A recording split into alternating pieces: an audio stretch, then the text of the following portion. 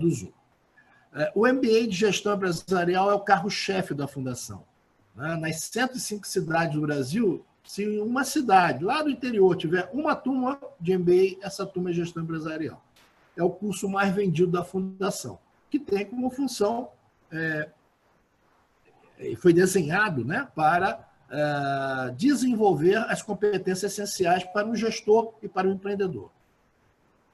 Para capacitar, né, esse gestor que muitas das vezes a formação dele é engenharia, é medicina, é direito, é nutrição, né?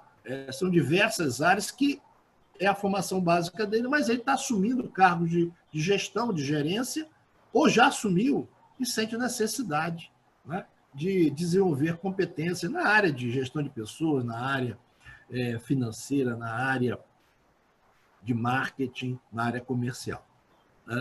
É esse o objetivo do Gestão Empresarial. Mas, não vou aqui me alongar, o importante é que já temos 30 alunos, 30 participantes. A gente começa com a palestra do professor Alexandre Caramelo. A palestra é o Gerente de Projetos 4.0, como a transformação digital impacta o dia a dia do gerente de projetos dentro de uma organização. Falando um pouquinho sobre o Alexandre, você já está há quantos anos na Fundação, Alexandre? 12 anos, 12 para 13 anos. 12 anos. Mas ele é mestre em Engenharia e Gestão e Inovação pela Universidade Federal do ABC, né? É especialista em uso estratégico de tecnologia, informação e telecomunicações pela FEI. Ele também fez o MBA Executivo Internacional de Gestão Empresarial. Ele é um ex-aluno de Gestão Empresarial da Fundação e ele fez, né, também um módulo lá em Irvine, na Califórnia, que quando o aluno termina o MBA, ele pode, né, isso é critério dele, o custo é por conta dele, é um convênio que nós temos, né, mas é aqueles que querem, eles fazem um curso lá em Irvine, na Califórnia, e ele aí recebe um certificado de MBA Executivo Internacional em Gestão Empresarial. Tá? Falando um pouquinho da experiência profissional dele, que essa é a característica do nosso professor. O nosso professor é mestre, é doutor, mas ele principalmente foi um executivo, é um consultor, ou seja, é alguém que mete a mão na massa, alguém que tem background, tem experiência em gestão. Tá? Muitos já foram executivos, hoje são consultores e foram também para a área acadêmica, e muitos são executivos, que durante a semana, durante o dia, é um executivo e à noite ministra aula na Fundação, nos MBAs da Fundação. Né? Ele tem 25 anos de experiência na área de engenharia e operações e gestão de projetos, né? Já experiência internacional em 45 países, não vou descrever os países, mas as Américas, Ásia, Europa e África, e ele atua em empresas como a Orange Business, né? Controlada pela France Telecom, a MCI, a Worldcom, a Petrobras, a CESP e a Dataprev. Então, é um profissional com muita experiência empresarial e que alia esse conhecimento à sua experiência acadêmica. Então, professor Alexandre Caramelo, a bola é sua. Ótima palestra. Perfeito. Professor Miguel Lima, agradeço a deferência aí.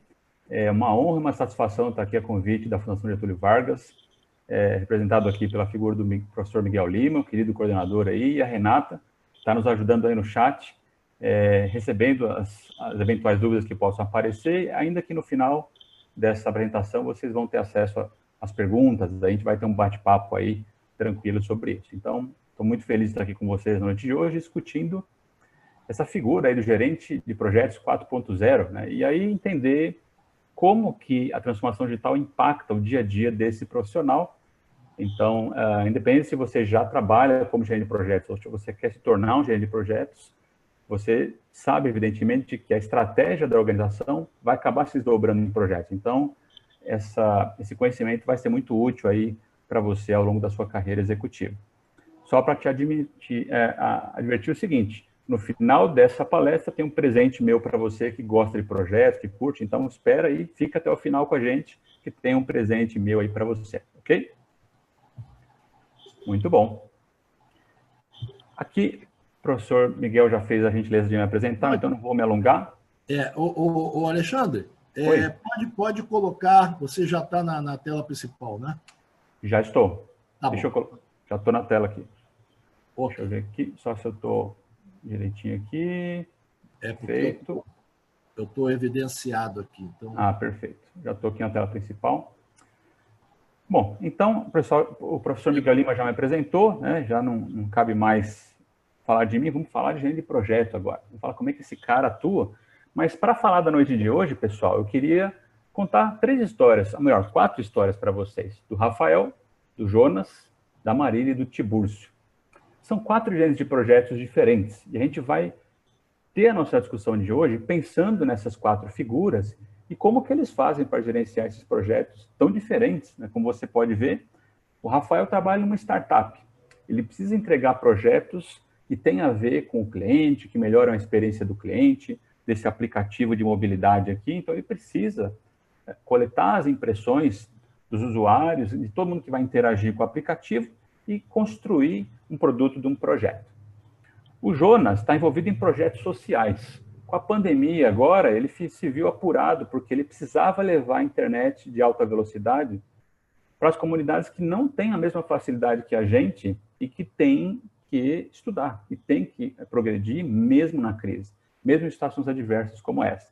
Então, como é que ele faz para levar a internet de alta disponibilidade, de alta performance, para vilarejos mais distantes? Então, precisa de um projeto complexo para dar conta disso. Precisa de gerenciar esse projeto complexo. A Marília está ali com o Jonas, mas a diferença é que a Marília está no front da área da saúde. Ela é uma gerente de projetos que trabalha em programas, né? E programas, como vocês sabem, né, são o segundo nível da hierarquia dos projetos. Então, nós temos os projetos, os programas e os portfólios. Então, a Marília coordena e gerencia um programa de combate à Covid na cunha do governo federal, onde tem vários projetos ali dentro. Então, o grau de complexidade que ela é obrigada a gerenciar no trabalho dela no Ministério da Saúde é bastante grande para lutar contra o Covid. Então, tem muitos projetos ali dentro. Tem projetos de desenvolvimento de vacina, projetos de testagem em massa, projetos de distribuição de máscaras, projeto de auxílio às pessoas mais necessitadas que precisam, nesse momento, ter um acesso diferenciado a recursos de capital. Então, todos esses projetos, de forma coordenada, geram uma capacidade de resposta do nosso país ao desafio da Covid. Então, geram benefícios no longo prazo. Então, essa é uma principal diferença. Enquanto que um projeto entrega um resultado, um programa entrega uma capacidade. E o Tibúrcio trabalha lá nos Estados Unidos, perto da SpaceX e da NASA, que eu acho que vocês já ouviram falar, né? Algumas semanas atrás, eles tiveram a sorte de lançar, sorte, será que é sorte, né? Mas o arrojo de fazer um lançamento, o primeiro lançamento privado da história do país, onde colocou-se em órbita uma equipe, vamos dizer assim, uma equipe civil, né? Junto à estação espacial. E aí, eu queria fazer a primeira pergunta para você, que é a seguinte. Deixa eu compartilhar contigo aqui. Outra informação aqui. Eu vou fazer uma pergunta para você.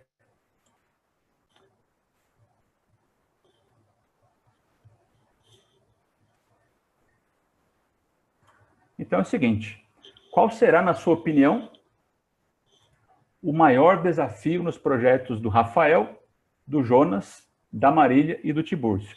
É só você acessar o site mente.com, ou se você tiver com seu celular aí, é só você escanear esse QR Code aqui que está na sua frente, é só você usar o seu celular, escanear esse QR Code para responder essa pergunta aí com uma palavra, hein, gente? É um desafio.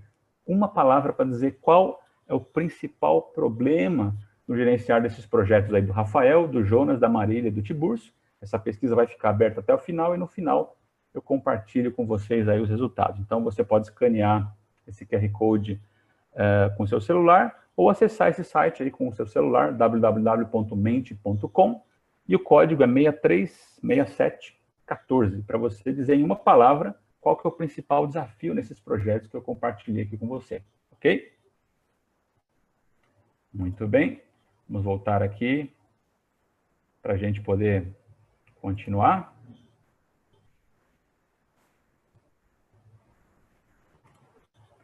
Excelente. Vamos continuar, então. Você vai respondendo aí e eu vou tocando o barco daqui. Bom, você vai colocar várias coisas, né? E os demais colegas que nós temos aqui, 34 pessoas na noite de hoje, e você vai dizer os problemas. E eu espero te trazer as estratégias que você pode usar enquanto gestor de projetos para lidar com esses desafios nesses projetos que eu te mostrei, esses 4, né? Do Rafa, do Jonas, do Tibúrcio e da Marília. Mas o que eu vou te mostrar na noite de hoje são estratégias pouco usuais que você vai ouvir falar quando estiver lendo sobre gerenciamento de projetos. Tá? Então, basicamente, o que eu vou cobrir são questões que você não vai ver por aí. Como que as plataformas digitais cooperam, né, e atuam no gerenciamento de projetos no meio da transformação digital? Como que eu entendo a complexidade? Porque esses projetos que eu mostrei para você são complexos, são difíceis de interpretar, difíceis de entender, difíceis de ter uma solução, uma abordagem. Então, eu vou te trazer uma visão nesse sentido. E também vou falar de inovação aberta, que foi usada em alguns desses casos aí, que está sendo usada, e eu queria dar minha visão para vocês, né? E, por fim, falar da importância da criatividade aí em ambientes de projetos que a gente vai chamar de adaptativos, né? O ágil, que você já ouviu falar do gerenciamento de projetos, a gente vai cobrir esse aspecto também nessa noite de hoje. Tá? É claro que tem muita coisa que eu poderia falar de aspectos mais tecnológicos, né? Aqui tem, por exemplo, a gestão de programas que a Marília está usando com certeza no Ministério da Saúde, né? A visão sistêmica, que é importante a cada gestor, mas eu vou me fixar aqui nesses bloquinhos aqui na parte de cima para a gente começar a explorar essas questões colocadas aqui nesse comecinho de palestra. Pois bem, aqui está o cenário do Tibúrcio. E eu, 20 dias atrás, praticamente, eu coloquei um artigo no LinkedIn onde falava justamente dessa dificuldade de olhar um projeto complexo como esse, ou complicado como esse que a NASA desempenhou com a SpaceX, entender que ferramentas a gente tem que colocar, né? Então, eu convido você depois a dar uma lidinha nesse artigo que eu estou compartilhando aqui no link também. E por que isso é importante? Né? Só para você ter uma noção, o nosso Elon Musk, que é o executivo principal da SpaceX, conseguiu conduzir um projeto bem interessante. Aqui eu estou colocando o link desse artigo, se você quiser ler depois. Ele fala sobre o que a gente aprende em abordagens adaptativas e ágeis com o case da NASA e SpaceX. E olha só a proeza que ele conseguiu. O preço por assento nas cápsulas da SpaceX ficou por 55 milhões de dólares. Ou seja, cada astronauta que a NASA ou qualquer pessoa que quiser colocar essa pessoa em órbita custou 55 milhões de dólares. Você está achando que isso é muito? Anteriormente, o custo era de 86 milhões de dólares. Um pouco quase no dobro ali, né? Então, a Soyuz, que é a cápsula russa que fazia esse trabalho de levar os astronautas para a estação aeroespacial que eu estou mostrando aqui para você, custava quase o dobro do que conseguiu a SpaceX. Então, é um feito muito grande e a gente sabe que isso tem bastante, vamos dizer assim, impacto aí por conta da transformação digital que a gente está passando. E por falar nisso, eu queria já chamar a atenção de vocês justamente para esse fenômeno da transformação digital. Nós somos esses mergulhadores que vocês estão vendo aqui. Nós estamos sendo empurrados pela corrente marítima chamada transformação digital.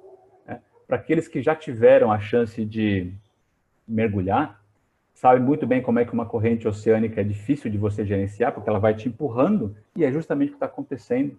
Todos nós em home office, fazendo uma palestra pelo Zoom, também estamos passando por isso. Então, basicamente, a gente está passando por esse processo de que as organizações precisam entender os requisitos, as premissas, né, e as restrições que os stakeholders têm, ou seja, que os interessados em um projeto podem ter, para entregar projetos que tenham a ver com a estratégia que entreguem inovação nesses projetos. Esse é o principal motor, vamos dizer assim, das organizações de hoje que querem ficar em evidência no mercado. Bom, o gerente do projeto está aqui. Ele é que alavanca essa inovação em meio da transformação digital. E ele precisa entender como é que se conectam as plataformas digitais, que eu vou trazer mais adiante para você o papel delas na transformação digital, como é que eu crio capacidades, por isso a minha menção aos programas, que são somas de projetos, né, coordenados para criar essas capacidades digitais, e isso vai me entregar, então, os benefícios a longo prazo. Como é que eu quantifico esses benefícios? Se você olhar o que diz o Fórum Econômico Mundial e o MIT, ele vai te dizer que transformação digital trata de entender que projetos podem contribuir no sentido de entregar modelos de negócio disruptivos para o meu cliente, ou seja, modelos de negócio que possam crescer sem necessariamente eu aportar recursos nesse modelo de negócio, eles crescem usando o efeito rede, que a gente chama, que projetos podem contribuir para trazerem processos de negócio digitizados, ou seja, eu não uso tecnologia só para transformar uma carteirinha do convênio de saúde para um aplicativo no seu celular. Todo o processo passa a ser automatizado pela tecnologia, isso é transformação digital, isso é digitização. E, por fim, se eu tenho bons projetos para entregar um novo modelo de negócio para o meu cliente, tenho processos de negócio verdadeiramente digitizados, com uso de analytics, big data e tantas outras coisas, como a gente vai ver, então eu consigo entregar uma experiência do cliente verdadeiramente transformadora. Então, essa é o cerne da transformação digital.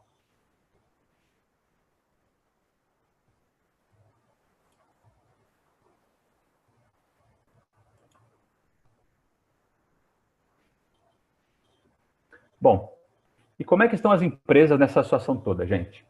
É meio que o T-Rex aí. Só que o T-Rex está quase extinto, está meio lento, como você está vendo, né? Pelo seguinte motivo, ele precisa correr atrás do prejuízo. Olha só como a coisa acontece. Eu estou numa situação onde, basicamente, eu tenho empresas tradicionais tendo que passar por uma transformação digital para poder competir com startups que nascem pequenas, jovens, mas muito ágeis, muito rápidas na resposta que elas dão ao contexto complexo em que nos encontramos. Então, para você ter uma noção, aqui embaixo desse slide eu tenho a lista das 10 startups que já viraram unicórnios aqui no nosso país, apesar da crise e, sobretudo, por causa da crise, porque crise geram oportunidades. Então, isso nasce com uma história muito parecida, né? Os empreendedores enxergam uma oportunidade de negócio, verificam que é possível atuar num nicho qualquer, desenvolvem um aplicativo ou não, porque startups não são só empresas de aplicativo, como a gente imagina, embora a app economy, a economia dos aplicativos, esteja presente. Os investidores anjo aportam capital e nasce uma empresa muito forte, muito competitiva, que rapidamente começa a roubar clientes e receitas de empresas muito tradicionais, que são justamente representadas aqui pelo nosso T-Rex. Então, se você já passou por isso, se você trabalha em bancos, se você trabalha em construtoras, se você trabalha em empresas muito grandes que estão passando por processo de transformação digital, você entende do que eu estou falando. E é justamente esse o desafio, né? Nós temos startups na área da educação, na área financeira, na área de transportes, mobilidade urbana, na área imobiliária, e muitas outras virão. Então, a preocupação de alguns projetos é justamente como se situar, tanto nas empresas tradicionais, quanto nas empresas nascentes, que são as startups. Tudo bem até aqui, pessoal? Dá um ok para mim aqui no chat, ou aqui no painel, só para que vocês estão acompanhando direitinho aqui a minha fala. Beleza, obrigado aí pelo feedback. Excelente. Então, o que eu queria mostrar para vocês agora é justamente o que leva a gente a entender essa questão de transformação digital, que é a colisão de várias tecnologias, como você pode ver aqui nesse cubo de Rubik. Para quem é jovem há mais tempo, assim como eu, está cheio de cabelo branco, lembra desse brinquedinho, né? Que a gente demorava para fazer, mas sempre tem alguém no YouTube que faz em 30 segundos, não é verdade? Você fica revoltado? Então, o cubo de Rubik está mostrando aqui para a gente as principais tecnologias que colidem, porque não é somente uma delas gerando projetos, oportunidades de negócio na sua empresa, são várias interagindo, colidindo e gerando novas oportunidades de negócio. Então, nós temos aí um espectro grande de coisas acontecendo, que vão desde a ciência de dados, computação quântica, o blockchain, e a gente conhece aí o Bitcoin que está fazendo, a iniciativa do Banco Central com o Pix, para fazer frente ao Bitcoin, inclusive, né, transações imediatas aí, no âmbito do sistema financeiro nacional, nanotecnologia, Big Data, impressão 3D, realidade virtual e aumentada, mobilidade e 5G, telefonia celular de quinta geração, vai propiciar a internet das coisas, inclusive, por conta disso. Drones, computação em nuvem, ou seja, eu poderia citar inúmeras tecnologias aqui que colaboram para que nós tenhamos um grande espectro de possibilidades aí das tecnologias. Só para você ter uma noção, né, uma universidade da China revelou que está usando a realidade virtual para fazer uma representação digital 3D a partir do ambiente do paciente em tempo real, para rastrear e fornecer informações que influenciam o curso, a infectividade e a gravidade da doença. Saiu na revista Nature no comecinho do mês passado. E para ficar no exemplo doméstico aqui, em Santa Catarina, uma startup criou um sistema de inteligência artificial capaz de medir por imagem a febre das pessoas à distância. Isso vai ser extremamente útil, esse projeto dessa empresa catarinense, para retomar as atividades seguras, por exemplo, em ambientes fabris, onde tem uma concentração muito grande de pessoas. Então, é uma startup catarinense que tem um projeto extremamente inovador, num ambiente de complexidade como esse que estamos vivendo, e a gente vai falar disso mais adiante, tem um projeto bem legal que vai ajudar o nosso país a voltar à normalidade, ou à quase normalidade, como alguns preferem tratar.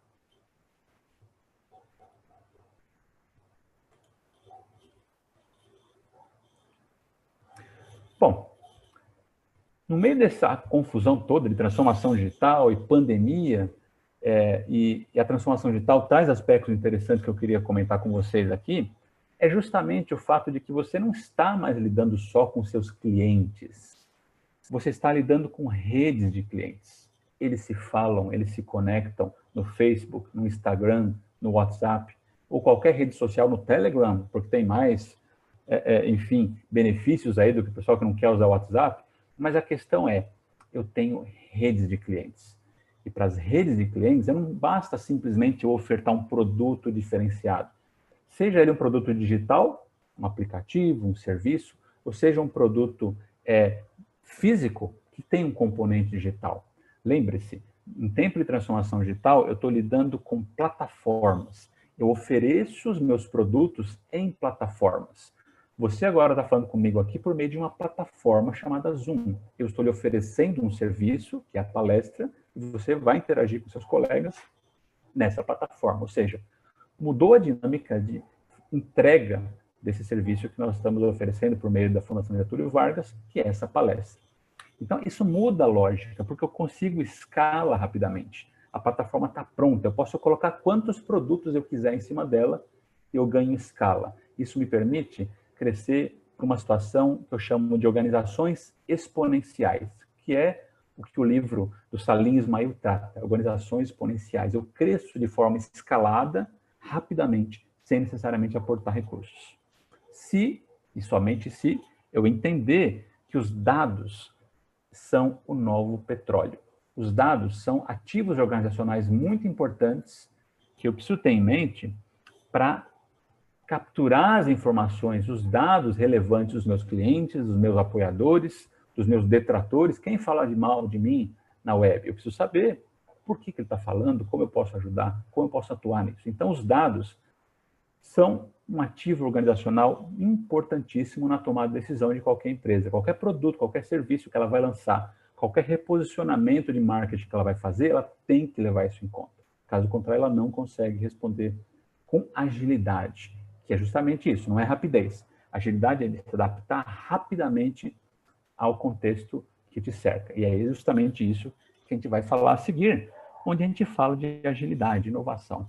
É importante eu fazer o design thinking, fazer o canvas de negócio, como você está vendo aqui nesse slide, só que é importante também eu trazer novas proposições de valor para o meu cliente, encantar esse cliente de formas diferentes, pensando em melhorar a experiência dele.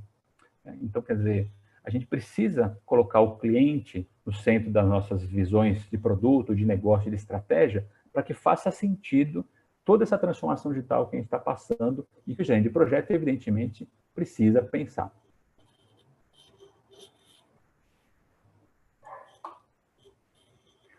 E não é só nisso que ele tem que pensar.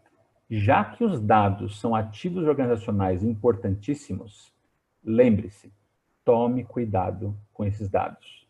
Por quê? A partir do ano que vem tem outra dificuldade que o gerente de projetos 4.0 vai enfrentar, que é a entrada em vigor da Lei Geral de Proteção de Dados. É um marco de compliance importantíssimo, porque vai me ajudar a entender como eu tenho que tratar os dados sensíveis dos meus clientes. Isso é importante pelo seguinte: qualquer pessoa que navega nas plataformas, nos aplicativos, na web, deixa rastros, né? E a alusão, para quem gosta de Matrix, aqui está muito clara, né? Ou seja, tudo que você faz está sendo rastreado. E isso começa a tomar-se um cuidado a partir de um marco regulatório na Europa, em 2018, conhecido como GDPR, e que aqui no nosso país começa a tomar forma alguns anos depois, entrando em vigor em janeiro do ano que vem, na forma da Lei Geral de Proteção de Dados.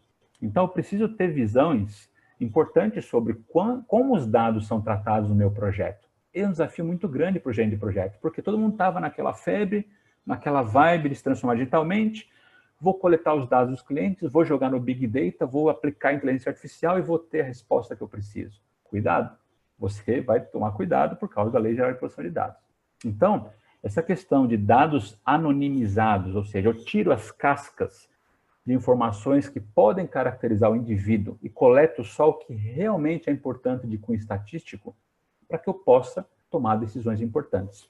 Eu preciso, então, entender que dados pessoais são protegidos por lei. O seu CPF, o seu endereço, os seus dados biométricos, que inclusive são categorizados como dados sensíveis, né? A biometria com que você desbloqueia o seu celular, a biometria que você usa para identificar o seu rosto no seu notebook, a sua convicção religiosa, dados de crianças, por exemplo, para tratamento de doenças, isso é dado sensível, isso é muito cuidado, porque essa informação, embora útil, eu tenho que descaracterizá-la para poder usar essa informação de cunho estratégico nos meus projetos. E aí, você consegue imaginar onde que isso nos leva.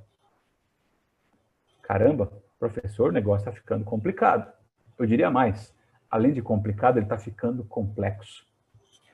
E o Stacey, em 2002, entendeu, né, de uma forma muito interessante, como que ele poderia categorizar essas situações que são úteis, não só para projetos, mas também para contexto de negócio de qualquer empresa.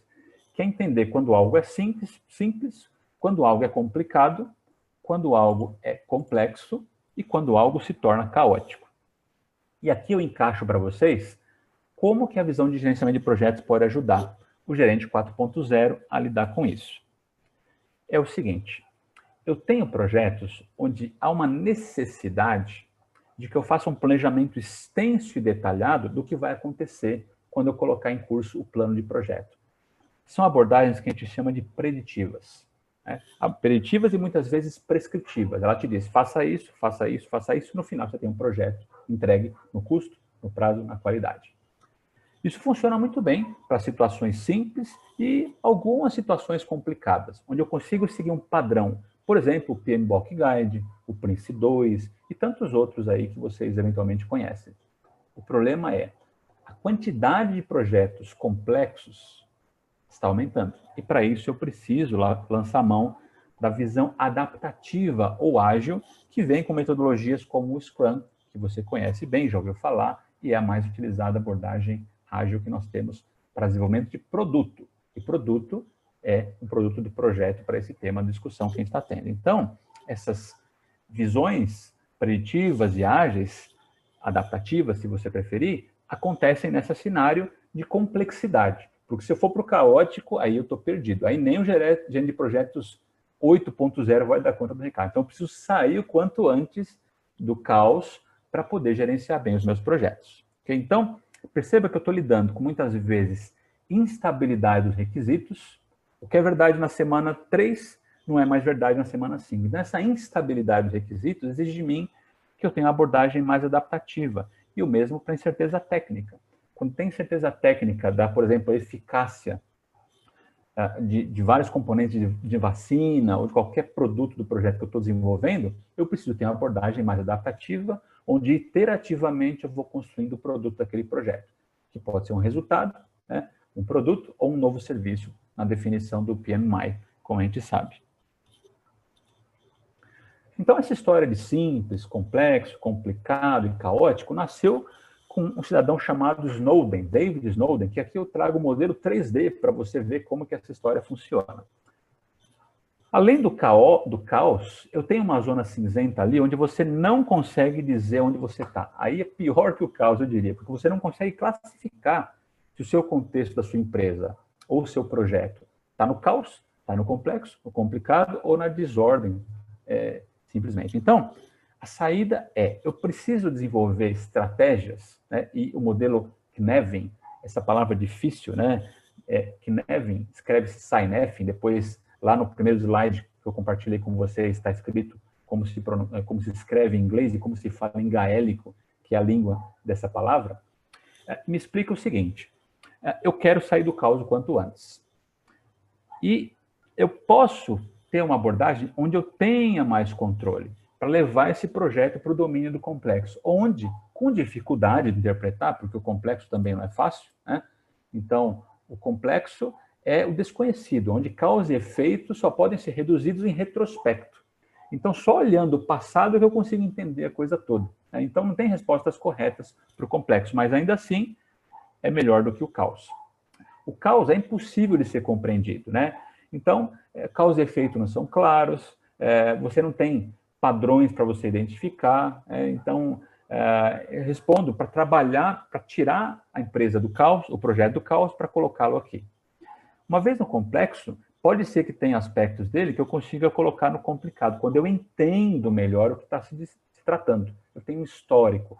Eu já construí vários foguetes da NASA, não é o primeiro da SpaceX, então eu tenho um histórico. Portanto, o projeto da SpaceX com a NASA possivelmente está aqui, ó, no domínio do complicado. Já foi feito antes, mas o primeiro da Apollo 11, esse sim era complexo, 51 anos atrás. Por isso, é interessante a ponderação do artigo do LinkedIn que eu compartilhei com vocês aqui no chat.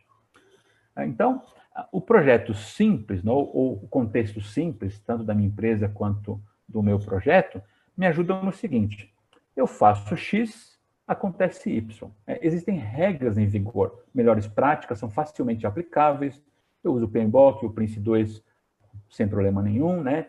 É uma situação estável, então eu consigo gerenciar sem problema. Então, simples e complicado com bastante perícia, eu consigo fazer. Mas quando eu passo para o complexo, né, aí fica mais difícil. Então, veja que quando eu saio daqui para cá, eu tenho a padronização. Então, os padrões de gerenciamento de projetos prescritivos e preditivos funcionam muito bem aqui. E alguns funcionam muito bem aqui. Mas a verdade é que, conforme a coisa vai piorando, eu tendo a não conseguir mais fazer as coisas com a eficácia que eu pretendia.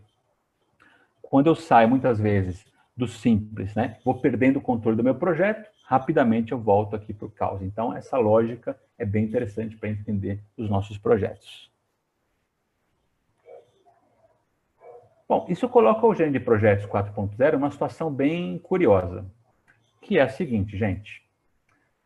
Eu tenho duas fronteiras aqui. Fronteira da inovação, de acordo com esses autores que eu estou colocando aqui embaixo, e a fronteira da exploração. O gerente de projeto está muito acostumado a ficar aqui. Ele faz um plano de projeto, ele cria um cronograma, ele fez um curso de Management 3.0, né, e aprendeu como lidar com a equipe, como valorizar a equipe, como criar sinergia, adota os valores do Scrum, gosta de agilidade, pode até ter visões sobre a arquitetura corporativa e que a contribuição à tecnologia pode dar para o negócio, pode usar o Scrum, como a gente sabe, porém, ele precisa começar a entender que o gerente de projetos 4.0 e o Scrum Master também têm que começar a participar antes dos projetos, aplicando Design Thinking, trabalhando com Canvas cada vez mais frequentemente para gerir um Canvas de projeto ou um Canvas de negócio, para ter a visão das pessoas envolvidas por trás daquele produto ou projeto, para prototipar, seja com Lego, seja qualquer outra forma de você prototipar um produto, um projeto, para testar o conceito.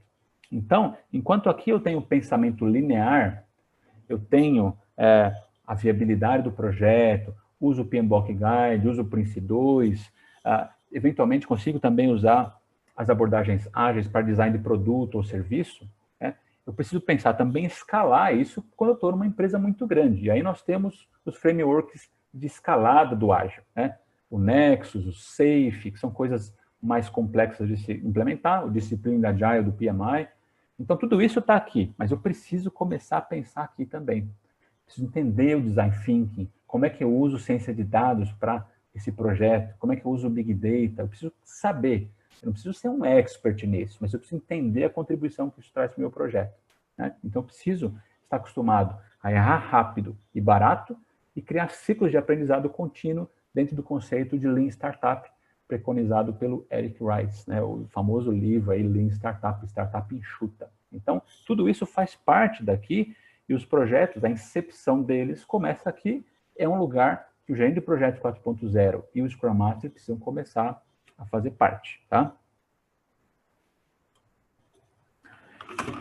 E aqui eu trago para vocês, pessoal, algumas dessas abordagens ágeis na escalada, né, que você vai falar, se você trabalha em uma organização muito grande, você já ouviu falar ou vai ouvir falar muito ainda do Discipline Agile, a visão do PMI sobre como que você aplica o Scrum, que é criado para equipes pequenas e equipes muito, muito grandes, onde você precisa ganhar o Business Agility, o mindset ágil, e isso vai fazer diferença, né, dessa visão. Você tem a visão do Scaled Agile, o ágil escalado, também pelo SAFe, e o LESS também tem uma visão muito particular com relação a isso. Então, as novidades não param de chegar, como você está vendo aqui, então a gente tem que se manter atualizado. Não que você precise certificar em todas elas, mas você precisa conhecer, porque quando você ouvir falar disso, você sabe onde se encaixa cada peça dessas, que é a visão do gerente 4.0. Muito bem. Então, isso nos leva a um ponto que eu gostaria de tratar com vocês, que é a questão da colaboração, que eu tratei lá no meu slide do Lego, que eu quero trazer aqui para você. Estamos em plena pandemia. Você que faz parte de um time Scrum, ou você que é Scrum Master, ou você que é gerente de projeto que usa o chapéu de Scrum Master, estamos numa situação única. Você está fazendo a sua daily Scrum, a sua daily stand-up meeting, a sua reunião diária de 15 minutos, em pé, pelo Zoom, com a sua equipe. Você está numa situação interessante porque a colaboração está sendo mediada por tecnologia, assim como nessa palestra. Isso acontece também com os diferentes aplicativos que foram criados para gerenciar projetos. Estou falando do Trello, que você já ouviu falar, ele tem os quadros Kanban, como eu mostro aqui, que é justamente para as pessoas colaborarem, verem o fluxo de valor sendo criado do produto do meu projeto. E, em tese, o Kanban mostra a visibilidade de toda a organização. Para isso ele foi criado. Toda a organização tem visão onde estão os gargalos, onde eu tenho a maior quantidade de post-its parados. Então, essa é a função do Kanban. Então, a gente olhou, adaptou isso para o time Scrum, mas, na verdade, o que a gente pretende com o conceito, o mindset de Business Agility, agilidade nos negócios, tem a ver com essa colaboração de toda a organização. Então, essa visão de colaboração, ela suplanta qualquer aplicativo que você pode imaginar. Seja o Trello, seja o Gira, que também é bem interessante, o Asana, o Basecamp, ou tantos outros como o Microsoft Project, o Primavera, todos eles gerenciam projetos, maior ou menor grau de colaboração. Mas a verdade, gente, o que faz diferença são as pessoas. E aí, a gente está sempre aprendendo. Teve um aluno meu do MBA que comentou assim: professor, o meu diretor falou uma coisa impressionante outro dia, e ele me ensinou, ele falou assim para mim. Ele me disse o seguinte: quem entrega projeto é CPF, não é CNPJ. Eu falei, faz todo sentido. Quem entrega projetos são pessoas que colaboram independentemente do aplicativo que você estiver usando. E é para isso que eu queria chamar a sua atenção. Isso vem um momento especial, gente, pelo seguinte motivo.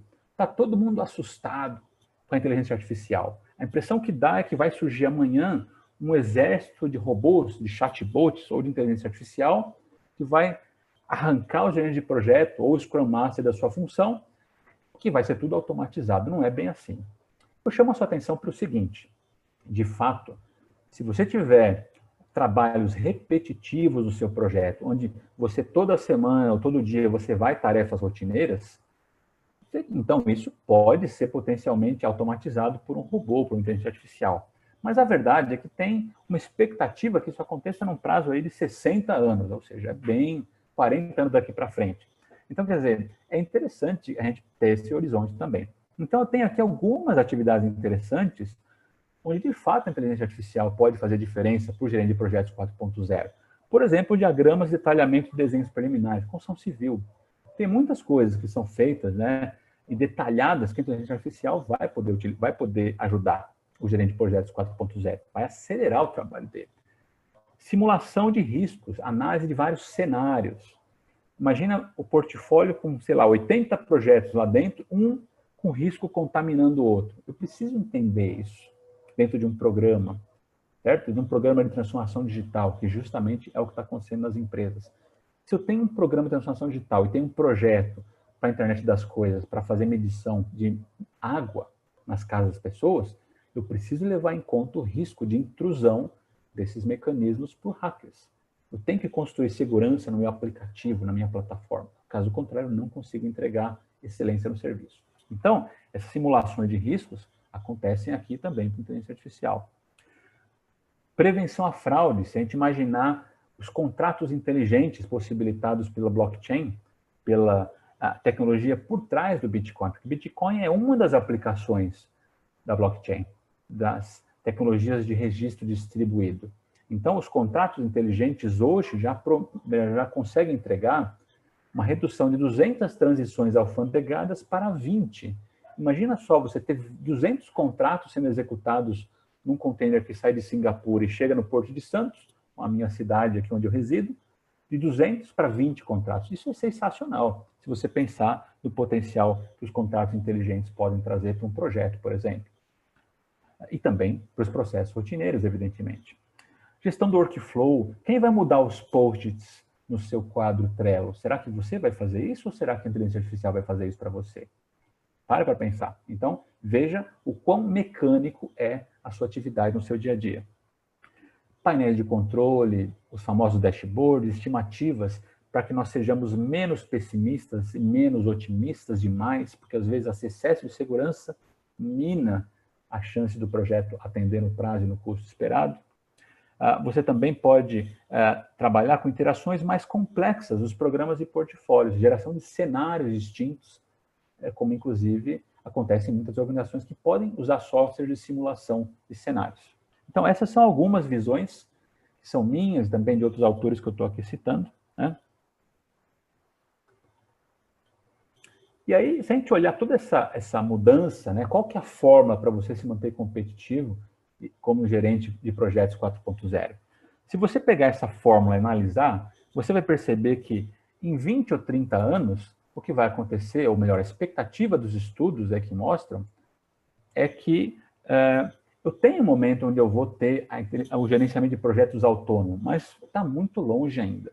Tem água para rolar embaixo dessa ponte. Para você ter uma noção da escala, né, 2027 está estimado motoristas de caminhão autônomo, ou seja, caminhões rodando de forma autônoma.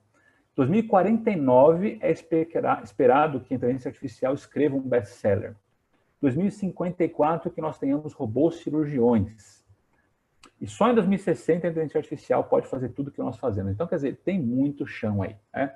Então, veja, eu tenho aspectos que estão por trás dessa fórmula, né? Uso de chatbots, automação de processos, inclusive dos que eu brinquei com você. Quem vai mexer o seu cartão do Trello no aplicativo, se você ou o robô vai fazer isso, e até o gerenciamento de projetos por aprendizado de máquinas. Então, veja, as habilidades que vão ser requeridas de você, profissional de projetos, têm a ver, muitas vezes, com a inteligência social.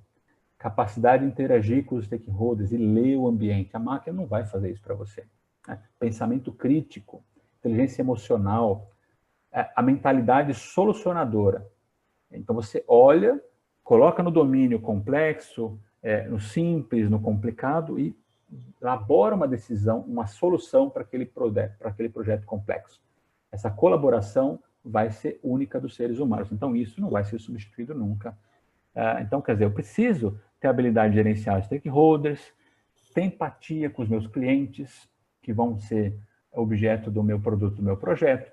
Eu tenho que trabalhar com criatividade, porque isso requer de mim uma característica humana muito marcante, que é a criatividade, e, evidentemente, negociar de forma difícil, muitas vezes, porque eu estou no meio de complexidades, com os diversos stakeholders do meu projeto, seja ele um acionista, um membro do board, um diretor, ou até o cliente, ou uma organização de clientes que estão em rede, como eu falei para você.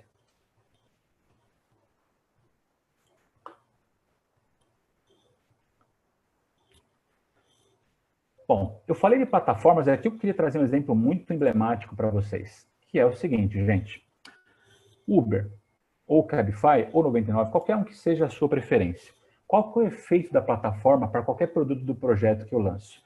Quanto mais motoristas eu tenho, mais eles aumentam a minha cobertura geográfica. E isso, evidentemente, reduz tanto o tempo de espera do meu cliente, quanto a vacância nos carros. Essa sinergia acontece, então, também na redução dos preços, né, e alavanca a minha demanda. Então, é um efeito sinérgico, é uma espiral crescente de valor que vai surgindo com o produto do meu projeto, pensado para ambientes de rede, ambientes de plataforma. E aqui eu chamo a atenção para a importância das plataformas nos projetos de transformação digital. Então, vamos entender melhor o que significa uma plataforma. E você conhece várias. Você conhece o YouTube, você conhece o WhatsApp, você conhece o Zoom, agora que está aqui comigo à noite de hoje, desse 24 de junho, dia de São João, não é verdade?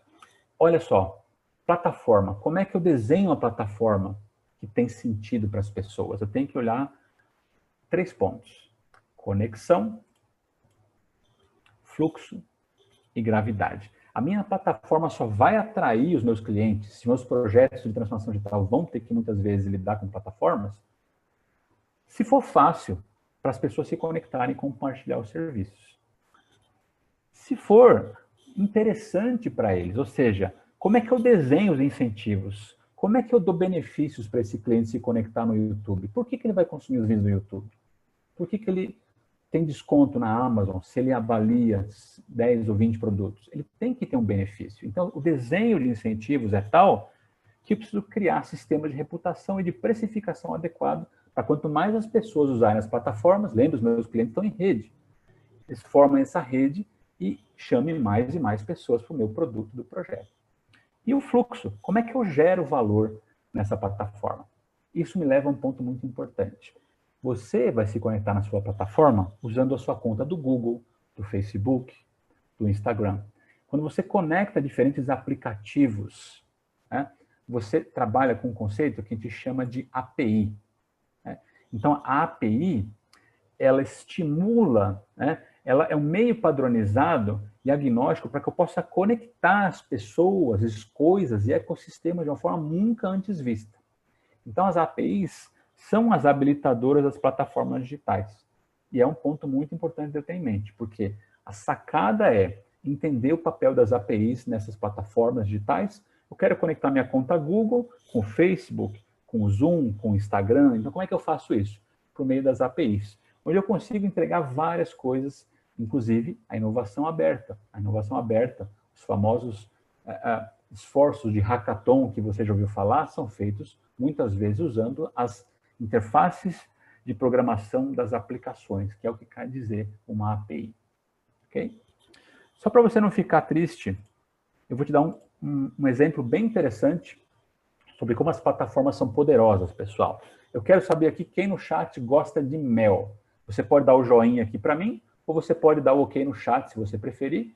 Se você gosta de mel, vamos ver quem aqui gosta de mel.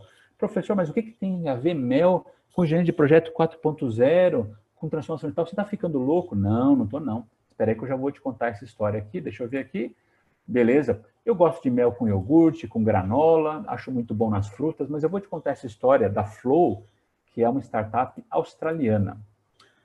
A história da Flow é a seguinte: pai e filho do interior da Austrália tiveram uma ideia para criar um produto de um projeto. Esse produto era uma colmeia, como essa que você está vendo aqui, ó, para que as pessoas não precisassem, os apicultores, não precisassem de uma roupa branca, jogar fumaça para espantar as abelhas e poder tirar o favo de mel, poder tirar, enfim, o mel, né?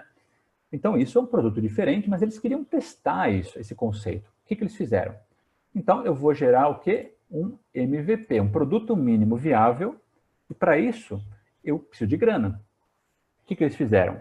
Não tinham 70 mil dólares. O que eles fizeram? Eles foram uma plataforma de crowdfunding chamada Indiegogo. Nessa plataforma chamada Indiegogo, eles fizeram 2 rodadas de crowdfunding. Aí eu quero saber quanto que eles levantaram nessa plataforma. Você vai colocar aqui no chat qual que é a sua aposta de quanto que eles levantaram de capital nessas 2 rodadas de crowdfunding. Quanto que eles levantaram? Pediram 70 mil. Vamos ver quanto que vem aqui no chat, as apostas. Pode chutar aqui, pessoal. Quanto ficou? Porque o MVP era útil para construir as primeiras caixinhas de abelha, as primeiras colmeias, né? Tem algumas apostas aqui chegando para mim. 50 mil, 250 mil. O pessoal está mandando no privado aqui. Tem pessoal. A Juliana mandou 500 mil. Quem dá mais? Quem dá mais? Vamos lá. 50 mil. Regis mandou. Boas apostas. 700 mil, 500 mil. Você vai ficar maluco quando eu te mostrar, ou quando eu te contar, na verdade, que a Flow levantou quase 15 milhões de dólares. Essa foi a quantidade que a Flow levantou, com 2 rodadas de crowdfunding, é o valor que ela levantou. É claro que ela não ficou com tudo isso, porque as regras do jogo têm que ser definidas de quando você faz o crowdfunding. Você não pode pegar uma doação dessa e simplesmente fazer o que você quiser. Você não pode ir para o Caribe e ficar por lá. Foi o que eles fizeram. Eles utilizaram esse capital, agradeceram as pessoas, e a CVM aqui no Brasil, por exemplo, ela regula iniciativas de projetos que usam crowdfunding. Então, tem uns que você faz uma doação, alguns você leva um produto do projeto para sua casa, e outros você se torna acionista da empresa. Então, nesse caso aqui, eles conseguiram 15 milhões de dólares. E só para você ter uma noção, desde 2017, capital levantado para projetos de investimento no Vale do Silício, em crowdfunding, já é maior, mais que o dobro das iniciativas de capital de risco. O Venture Capital, tão famoso no Vale do Silício dos Estados Unidos, já é maior, desde 2017. Então, quer dizer, a quantidade de dinheiro disponível para criar startups, como as que eu mostrei para você anteriormente, disponível, é muito, muito mais fácil do que antigamente. E aí a coisa muda de figura. Por isso, gente, a situação da transformação digital, para aqueles que quiserem pesquisar aí sobre a Flow mais um pouquinho depois, eu vou colocar aqui no chat. Aqui está o site da Flow, se você quiser ver um pouquinho mais sobre eles, tá? Isso nos leva a um ponto interessantíssimo do debate para o gerente de projetos 4.0, que é a inovação aberta ou o Open Innovation. O Open Innovation, eu creio que pode ser a saída para a gente ter um país mais interligado, mais ágil, né, mais responsivo às situações complexas que vivemos, porque o modelo de inovação aberta ele é diferente. Eu uso as ideias de todo mundo para criar um projeto melhor, desde a concepção. Eu incorporo essas ideias internas, ideias externas, inclusive para construir um modelo de negócio que possa crescer de forma escalável. Essa é a sacada. Então, eu admito que nem todo mundo que é inteligente trabalha comigo. É impossível contratar todo o capital intelectual disponível e útil para o meu projeto. Sobretudo se eu tiver um time Scrum, que é pequeno, 6, 9 pessoas, 3 a 9 pessoas é o máximo aí, né? 9 pessoas no limite, um time Scrum. Ele é ágil, ele é rápido, mas ele também não conhece tudo que eu preciso. Então, eu preciso usar a inovação aberta para esse sentido. Eu preciso, então, ter um pesquisa e desenvolvimento interno e ter também P&D externo, ou seja, pesquisa e desenvolvimento de fora da minha empresa para que eu possa ler, beber dessa fonte inesgotável de conhecimento para que eu possa ter projetos melhores, que é o que está acontecendo agora com a vacina do Covid. Tem mais de 120 projetos para vacina acontecendo simultaneamente, onde um compartilha as informações com o outro. É um projeto colaborativo, é um projeto desafiador, complexo, quase caótico, mas é complexo, onde eu estou tentando fazer um novo produto de um projeto que é a vacina para o Covid. Então, eu não preciso necessariamente originar a pesquisa para oferir lucro sobre ela. Eu preciso, sim, saber aonde estão as pessoas que conhecem o assunto e colaborar com elas para criar um produto do projeto muito melhor do que eu poderia criar só pela minha responsabilidade. Beleza? Então, é como se fosse, pessoal, um funil onde eu posso combinar tudo que eu sei de cunho tecnológico dentro da minha organização com o que eu posso pegar de fora, combinar isso nesse funil de inovação, que vão desencadear bons projetos para a minha organização, e eu posso atuar, por exemplo, um novo mercado, um mercado atual, onde eu possa criar empresas, e eu vou dar exemplos para vocês mais adiante aí, de spin-offs, que são criações de empresas através de uma oportunidade muito única que chega para mim, eu visualizo aquilo e crio uma nova empresa para dar conta daquele desafio, através de um projeto, claramente. Então, eu tenho muitas possibilidades que surgem com o Open Innovation. Só que isso não sai fácil, pessoal. Por quê? Porque os gestores estão acostumados a olhar o iceberg só na ponta. Ou seja, eu estou acostumado a olhar somente o que está aqui na ponta desse iceberg.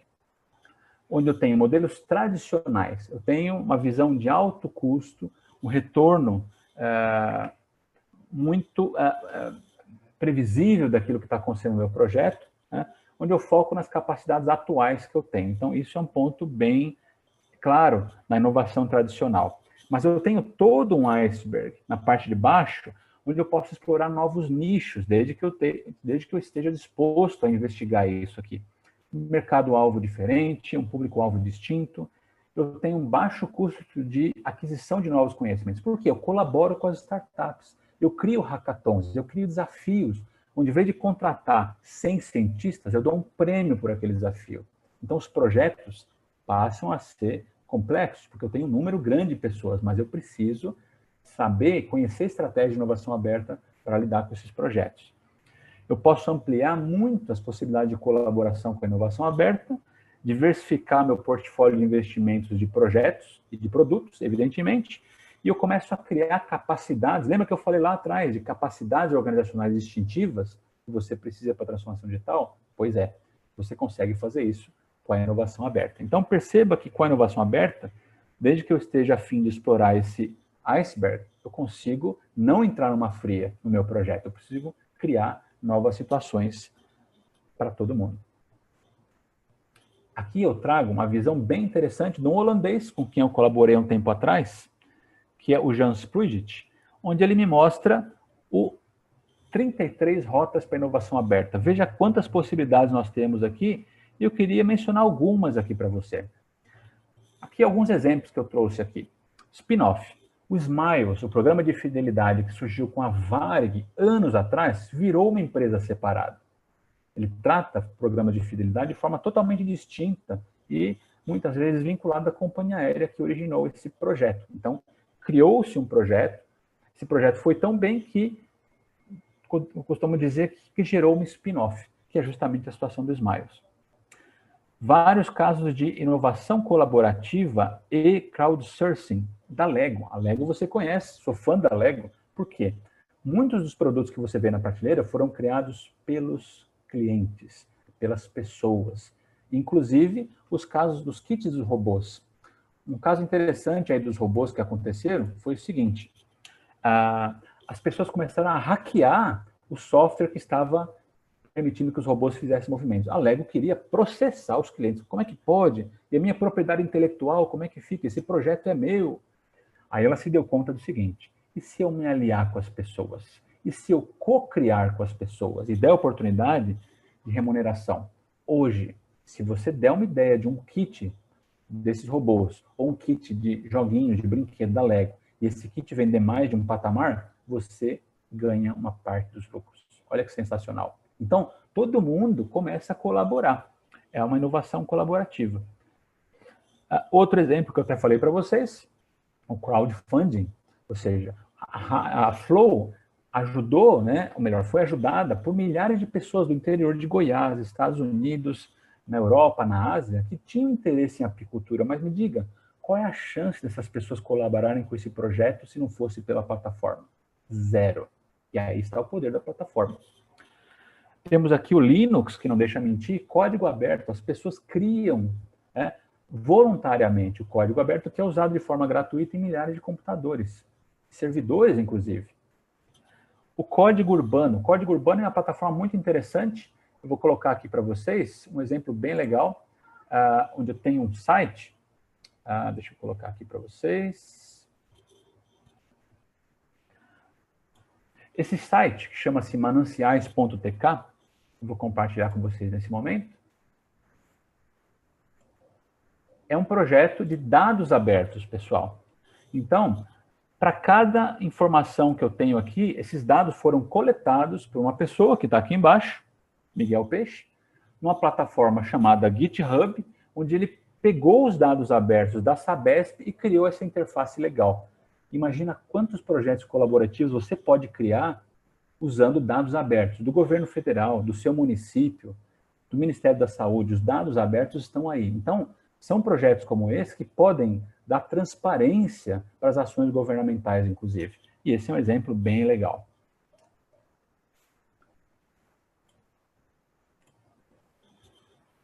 A NASA e a SpaceX, co-engenharia, ou seja, eles colaboraram de forma bastante forte para poder criar a Demo 2, né, e a Dragon, ou seja, você colocar em órbita os astronautas com um custo muito mais baixo demandou um esforço grande de colaboração que a NASA fez com a ajuda da SpaceX.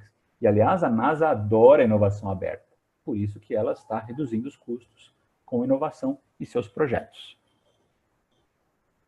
Perceba que, conforme eu aumento o nível de envolvimento do cliente, né, e o nível de envolvimento do parceiro, eu tenho muitas possibilidades sinérgicas para os meus projetos gerenciados pelo gerente de projetos 4.0, porque, evidentemente, ele precisa estar ciente de todas as possibilidades que ele pode usar, não só com as técnicas, ferramentas, abordagens ágeis ou preditivas, mas ele também tem que estar ligado no que está acontecendo no mercado, na inovação aberta e como é que ele pode colaborar ainda mais com as várias organizações que atuam nesse sentido.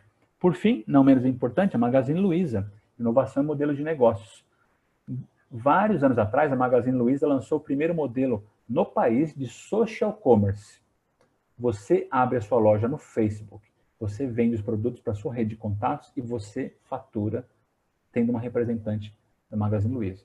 Sensacional, não é à toa que a Magazine Luiza tem 2 anos aí de caixa para se segurar nessa pandemia que nós temos com as portas fechadas. Você consegue imaginar uma organização que pode se dar esse luxo? Não, porque ela estava preparada em plena transformação digital concluída.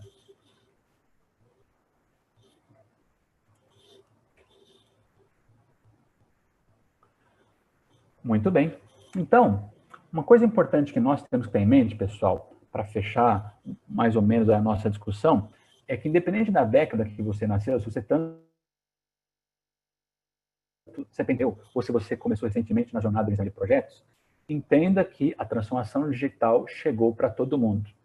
Chegou de tal forma onde você precisa trazer o que a gente chama de lifelong learning, ou seja, você tem que aprender durante todo o processo do seu ciclo de vida como gerente de projetos, como executivo de negócios que precisa entender os projetos. Como é que eu me preparo para o futuro, então? Eu tenho que ter um aprendizado para toda a vida. E aí que entra o MBA, que o professor Miguel Lima comentou. Ele ajuda, muitas vezes, para você reforçar o seu cinto de utilidades e poder responder a esses desafios, a essas complexidades. Então, é um aprendizado contínuo, voluntário, flexível e automotivado. Você vai porque você quer aprender, porque você sabe que você pode gerar valor para a sociedade, para a sua organização e para todo mundo que está à sua volta, quando você está mais capacitado, quando você conhece melhor as ferramentas para entregar valor para o negócio.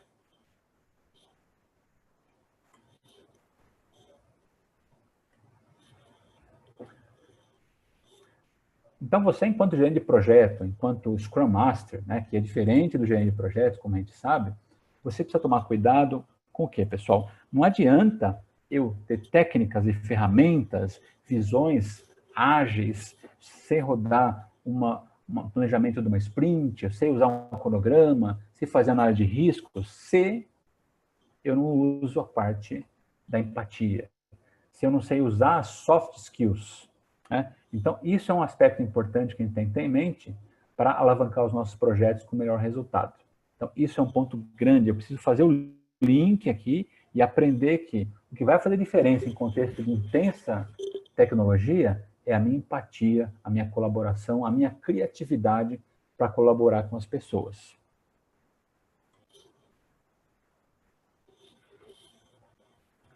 Então, o gerente 4.0, pessoal, conforme eu comentei com vocês, não é um super-herói ou uma super-heroína, como você está vendo aqui. Mas ele precisa ter soluções para problemas complexos. Ele precisa entender como lidar com complexidade. Ele precisa entender, segundo o Fórum Econômico Mundial, que 2020 foi o ano da inflexão das competências. Até parece que estava sabendo como é que a pandemia ia ocorrer. Porque, veja só, eu preciso ter um senso de contexto para oferecer para os stakeholders. É o que eles chamam de sense making, né? Eu tenho que ter capacidade de criar compromisso nas pessoas, confiança e motivação para que eles possam mergulhar no projeto junto comigo, onde eu posso usar o meu pensamento crítico e tomar decisões importantes para a relação do projeto com os stakeholders, com a sociedade, de forma criativa e comprometida. E tem um conceito muito interessante do Nassim Taleb, que é um escritor que ficou bastante famoso aí pelo Cisne Negro, né? Que é um conceito bem interessante, que não se trata de ser oposto de frágil, né? Mas sim de você melhorar diante de uma situação inesperada. É parecido com a resiliência, que vocês têm ouvido falar bastante, né? Mas a questão é essa adaptação rápida que você faz para se adequar ao novo contexto que você tem dos seus projetos, dos negócios e da sua organização, por fim.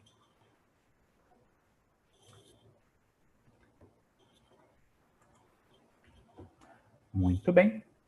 Antes de eu compartilhar contigo o resultado daquela nuvem de palavras que a gente criou com relação a quais seriam os problemas que os projetos do Rafael, do Jonas, do Tiburcio e da Marília têm, eu vou pedir para você fazer a gentileza de ler esse QR Code novamente. Eu vou colocar aqui no chat também. Eu quero saber a sua opinião de como que você viu essa palestra, se você gostou, né, se foi interessante para você. Então, caso você não consiga ler esse QR Code, eu estou colocando aqui para você no chat o link para você clicar e me dizer o que você achou, afinal da nossa conversa. Estamos aqui 20h47 desse São João de hoje, 24 de junho, e eu te contando as minhas percepções aqui sobre o que é o Gerente de Projetos 4.0 nessa série aí de discussões nesse sentido. Então, deixa eu coletar aqui como é que ficou a impressão de todos nós, né, no gerenciamento desse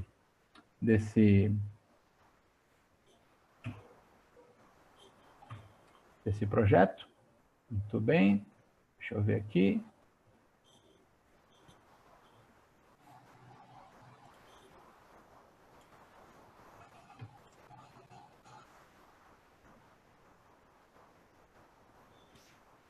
Muito bem. Deixa eu colocar aqui.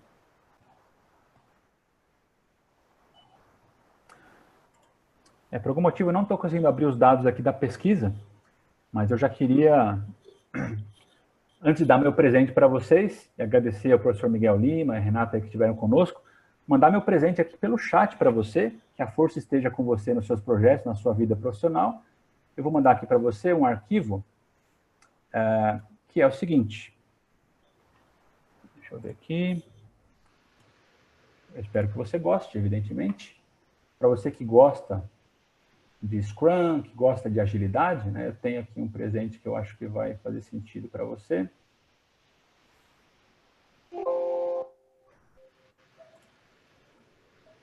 Está indo aqui pelo chat, pessoal, um PDF meu, presente para você, que coloca o Scrum em uma página.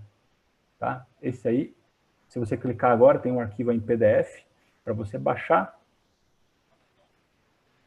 e você ter aí disponível para você, para quando você for entender melhor o Scrum e essa abordagem interessante aí para agilidade, a gente entender melhor como tratá-lo. Ok? Receberam aí o arquivo? Dá um ok para mim na tela aqui. Chegou aí, Juliana? Gostou? Estou vendo aqui. Beleza, o Márcio está agradecendo aí também. Beleza. Professor Alexandre, Professor Miguel, diga, meu caro.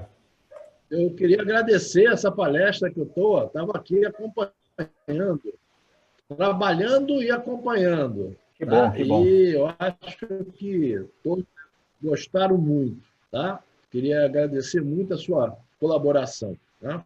Foi uma honra. Depois vocês avaliem, né, a palestra do professor e queria agradecer a todos.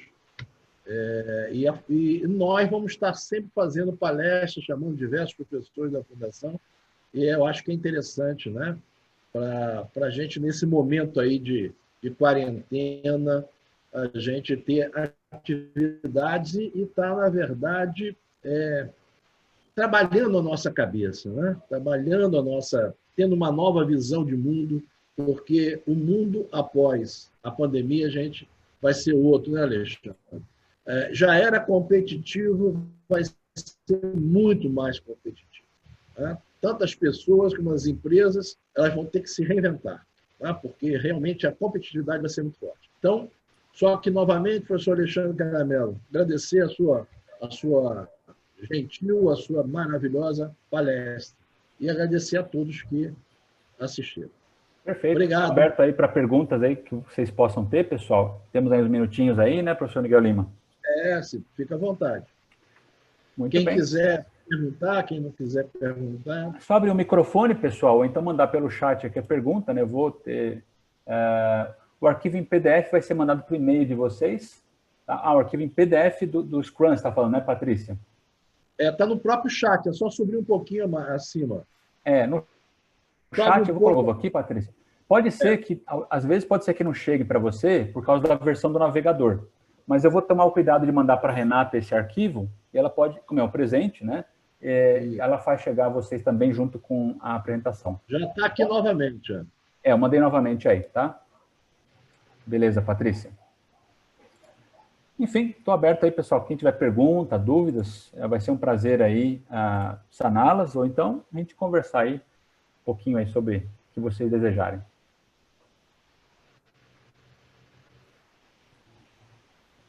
Por enquanto, vamos ver se tem alguma pergunta aqui. Beleza, Suzana, obrigado aí. Joia, Renata. Joia, Renata. Já enviei aqui pelo chat, eu vou mandar pelo seu e-mail também, que aí você distribui para o pessoal que está pedindo aí a apresentação e o presente que eu dei, então você pode passar também. José Paulo, foi uma satisfação estar aqui com você. Obrigado aí, Juliana. Fico às ordens, viu? Rafael, você perguntou qual o curso da FGV que vocês estão disponibilizando. Gestão empresarial. Tá? A Renata, depois ela manda para você detalhes, tá? Sobre o curso e sobre as novas turmas que vão ser abertas agora a partir do segundo semestre. Tá? Uma pergunta. No caso, tem algum imprevisto positivo nesse caso e o desenvolvimento da automação seja um pouco antes, como foi agora, né? As aulas justamente um pouco mais interativas, de maneira mais livre, algumas coisas um pouco mais fora do programa. A gente estaria preparado para lidar com essas máquinas, entre aspas, humanas, justamente também como atores que cooperam no gerenciamento de projetos? Desculpa, eu não peguei o seu nome porque está aparecendo Samsung aqui para mim. Desculpa, eu estou com 2 computadores aqui, telefone, a internet é muito ruim. Meu nome é Débora. Oi, Débora, tudo bom? Isso. Então, tudo Débora, bem. Vamos lá. O que a gente faz se a inteligência artificial chegar mais rápido do que a gente está pensando? Porque eu pintei aqui para você um quadro otimista, né? De que isso vai acontecer, mas veja, tem outras questões por trás dos limites do que a inteligência artificial consegue fazer, né? Que estão além do que nós temos de tecnologia conhecida hoje para fazer. Então, por exemplo, esse é o motivo pelo qual robôs cirurgiões vão acontecer e talvez aconteçam também, como eu falei, os gerentes de projeto robotizados, vamos dizer assim. Agora, a questão Sim, toda eu é... tenho um livro que é o Robô Médico Naturopata. Eu escrevi justamente baseado na teoria dos humores, dos fluidos corporais, e justamente a ação através das multimídias seria para ajudar, né? Justamente, e se automedicar, sobretudo, né? Porque o melhor médico é aquele de si mesmo, né? Exatamente. Então, perceba, tem muitas coisas... Como é que a máquina aprende? O aprendizado de máquina, né? Então, a questão é muito simples. Ela pega os traços, conforme você vai interagindo, ela vai aumentando a base de dados dela, e ela pega os traços de personalidade também, né? Então, é uma questão ética muito difícil, inclusive, para qualquer tecnologia que você vai embarcar com inteligência artificial. Por quê? Chega uma hora de tomar uma decisão, por exemplo, onde ele precisa definir se ele vai para esse lado ou para aquele lado. Isso pode trazer dilemas éticos. Então, o que eu diria que vem antes de quando isso vai acontecer é como a gente vai lidar com esses dilemas éticos. Por quê? Ao longo Sim, das entre o centenas de anos... caótico e o, Exatamente. Ao e longo o das não, centenas... né, o simples. E o simples. Porque, veja, o que Qual que parece... ele vai escolher e na hora, né? Exatamente. E veja, tem uma característica interessante também, Débora. O que era ético há centenas de anos atrás, hoje pode não ser mais. Então, veja, tínhamos o olho por olho há centenas de anos atrás. Hoje não é mais aceitável. Hoje não é mais aceitável uma série de colocações, inclusive nas redes sociais, que não são mais permitidas, não são mais permissivas, né? Então, perceba que esse contexto muda ao longo do desenvolvimento humano. Então, como é que você vai explicar para o gerente de projetos robô que ele podia fazer isso há um ano atrás, mas hoje não pode fazer mais? Então, isso eu acho que é uma barreira grande que vai alongar. Agora, o que a gente faz se isso de fato acontecer antes? Eu acho que a gente tem que apostar no conhecimento técnico dado pelo MBA e tem que aprimorar as soft skills. A melhor resposta é a soft skills, porque ninguém vai tirar criatividade, empatia, inovação.